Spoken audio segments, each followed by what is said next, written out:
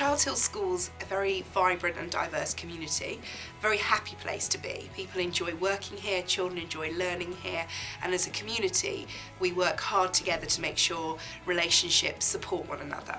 Considering the different backgrounds, faiths, religions, languages within the school, we wanted to make sure that everyone's voice felt heard.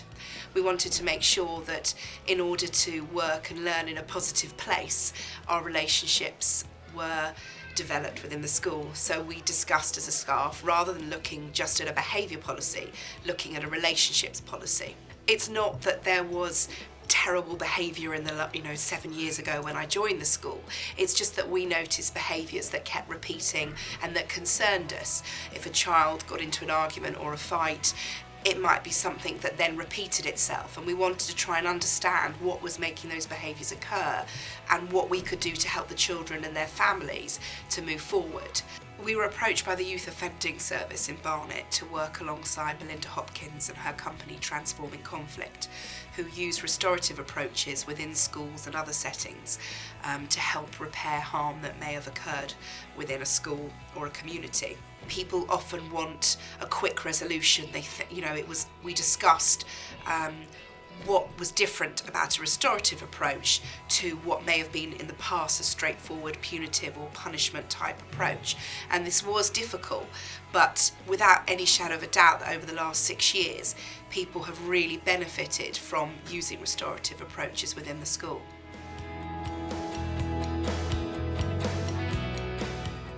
We use circle time within our school to help promote positive relationships and behaviour, which then enables and enhances learning for all children. Within our school we have 2 set slots of time within our timetable for circle time to take place, but we're also very flexible in the respect that circle time can take place when an issue has arisen that as the class teacher you feel needs to be solved within the circle. Since my first year in Childs Hill School, the development of the children's listening skills through circle time there's been an immense change. At the beginning it was very much something that we as a school were learning to do and the children were learning with us. Now, as the years have gone by, it's fully embedded within the school and the children are very, very aware of the expectations within a circle time, and they're then able to transfer those into their other lessons within the playground. Children actually really enjoy circle time within our school. They really look forward to it. They enjoy the fact that they can sit down and they can have a chat about something that they're finding difficult and that they feel safe whilst they're doing it. They've got the skills to verbalise how they're feeling, they've got the language, and they know that they're not going to be laughed at or ridiculed. It's a very safe and positive aspect within our curriculum that reaches across all areas. Tigers, as usual, we're going to start with our circle time rules. Can you quickly talk to the person next to you and think of 1 or 2 of our class rules? Off you go. Whatever's said in the circle stays in the circle. Excellent. Hassan. You have to be sensible. Anthony. No bad word. And Malika. Respect what other people are saying. Fantastic. Respect what anyone is saying within the circle. Ikra. Keep your hands on yourself. Okay, hands and feet yourself. What do you need to get the best out of yourself? I need some sleep and like a good relationship with my friends, otherwise I can't concentrate. When I have harmed somebody, if it's just something little that I've done, I go and talk to them. But if it's something like really serious, then sometimes I ask somebody else to help me and talk to me. When I've been harmed, I need peer mediators to calm me down. A restorative approach is used to teach children that their actions have consequences rather than to try to teach them to be good for fear of being punished. It's quite a formal, scripted approach. There is a series of questions that staff can work their way through with children. So staff are familiar with these, they're trained to use them, and the children also become very familiar with these questions. So typically a restorative conference is sought by somebody who's been hurt or harmed. So it might look like this. A child will come and seek out an adult who is available or free at the time to spend some time talking to them. They will ask the adult if they can speak to them. The adult will sit down with the child on their own. It's a very key factor of restorative approach that each person involved in any conflict has time on their own with an adult. So the child or the adult concerned will sit down together and the adult will work through the scripted questions. And this starts with the simple question, tell me what happened or what happened. As the child works through the events that have happened, the adult will prompt the child to reflect. What were you thinking at the time? How were you feeling, to build up a bigger picture? If the event looks like it's not making sense or the adult thinks something might have happened before, the adult might prompt the child what happened before that or what happened after. And it's very important for the adult not to ask any leading questions. The adult must stick to the script at all times. When the child has finished telling their story and explaining what happened, what they were thinking and how they were feeling, the adult will ask the child how they're feeling now. The adult will then ask the child who has been harmed by what's happened, who has been affected by the behaviours. It might be the child themselves, but the adult will encourage the child to think about everybody involved. The adult will then ask the child what they need at that point, what their needs are. When the child has expressed this, the adult will then leave the child in a quiet place to calm down or send them back to their class, and then go through exactly the same process with each of the other people who were involved in the incident. So each person is heard. You look quite angry. What's happened? Well, when I was in class after play, Bernadette just started pushing me around. Right. And then I got really annoyed with her. You got annoyed. Really What were you thinking? I was thinking, like, why is she doing this to me? Okay. And how are you feeling? Really upset because, like, that's not what normally happens. We usually talk to each other. Okay, so that's not normal. Yeah. All right. Had anything happened before? Yeah, like before we sometimes got angry at each other, but it wasn't like we'd start pushing her around. You wouldn't usually push each other? Yeah. Okay. Tell me more. Anything? Well, she got really angry at me, and then because before I'd been a bit rude to her and thing. Had something happened? Can you tell me any more about?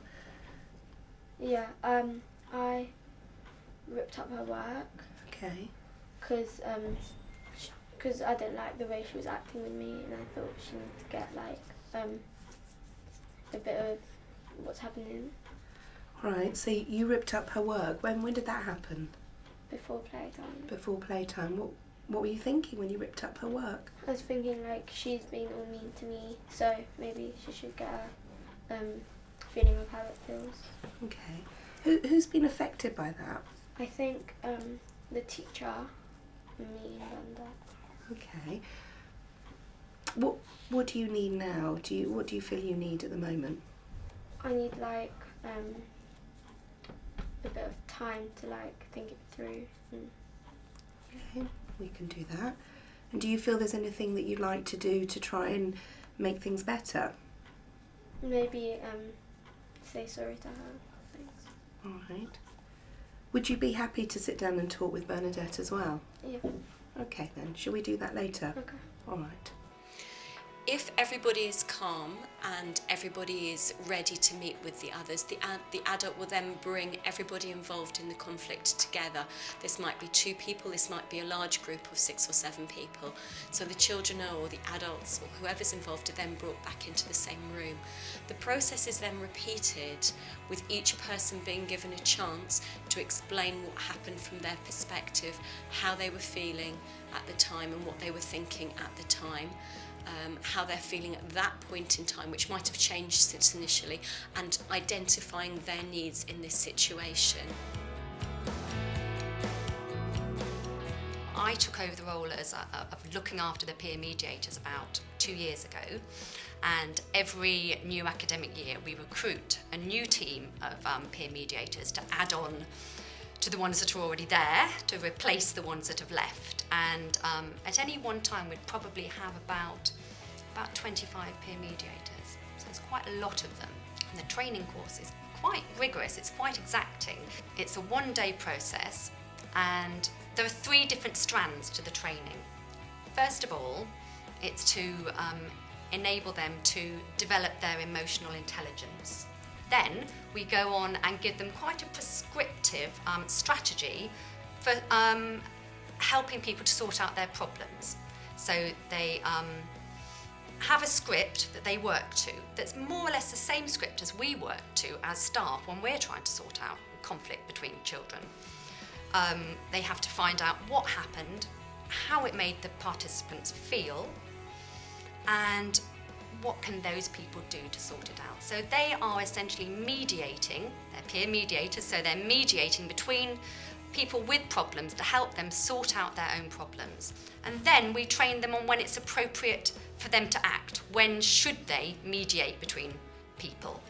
And what is their role? So we have to kind of tell them, you're not little teachers, you're not security guards. They have their high-vis jackets on, so I think they feel a bit like they're patrolling the playground sometimes. But we have to tell them, you're not security guards, you're not little teachers, you are there amongst your peers to help them sort out their problems if they want to be helped. The teachers here, they stick to their word. They will always say, like, if they was trying to sort out a problem, they would sort out a problem and you'd feel safe and secured.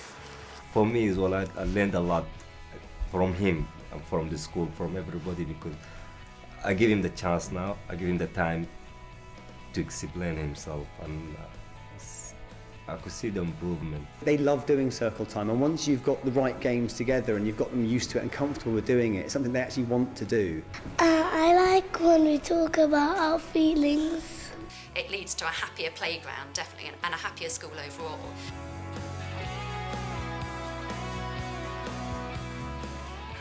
Restorative approaches are very much at the heart of Childs Hill School. It's not something that we add on to what we do, it's part of who we are. Our relationships policy underpins everything about the school. It's the first thing that I share with staff, with parents, with pupils. And at the beginning of every term, children understand what it is that they as a class need to get the best out of themselves. It has transformed the way we work. It most definitely has had a significant impact on the community. People walk into our school and always comment on how welcomed they feel, on the supportive feel within the school, and they often say they can't put their finger on what it is, but there is a very special feel as you walk around the school. And I truly believe that is because as far as we can, we ensure that everyone's needs are met, that everyone's voice is heard, and that a restorative approach totally supports that.